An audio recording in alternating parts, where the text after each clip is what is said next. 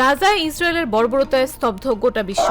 Israeli বাহিনীর নির্বিচার হামলার প্রতিবাদে বিশ্বজুড়ে পালিত হচ্ছে গ্লোবাল স্ট্রাইক ফর গাজা।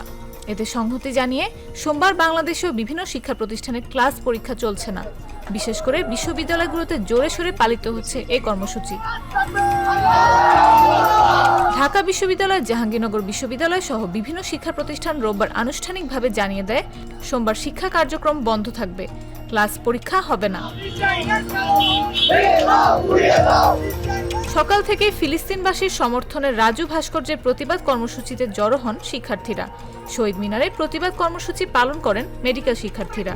আমাদের ভয় করা উচিত, আমাদের দুনিয়াতে এত বেশি হওয়া উচিত না যে আজকে আমরা আমাদের নিজেদের স্বার্থে আমাদের মুসলিম ভাই বোনদেরকে যেখানে নির্বিচারে হত্যা করা হচ্ছে, আমরা আমাদের ভয়ের রেজ করব সেই জায়গাটি থেকে।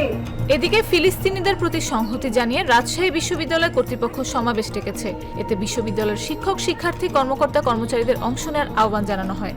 জগন্নাথ বিশ্ববিদ্যালয়ের শিক্ষার্থীরা ক্লাস পরীক্ষা বর্জনের পাশাপাশি ক্যাম্পাসে বিক্ষোভ সমাবেশের ঘোষণা দিয়েছেন। নো ওয়ার্ক কর্মসূচির ঘোষণা দিয়েছেন বিশ্ববিদ্যালয় শিক্ষক সমিতিও।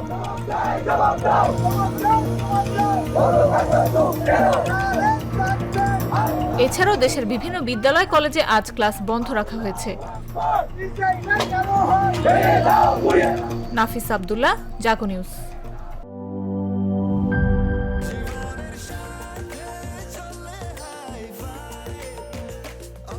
স্বাস্থ্যকর অল টাইম, সব সময় অল টাইম হেলদি লাইফ।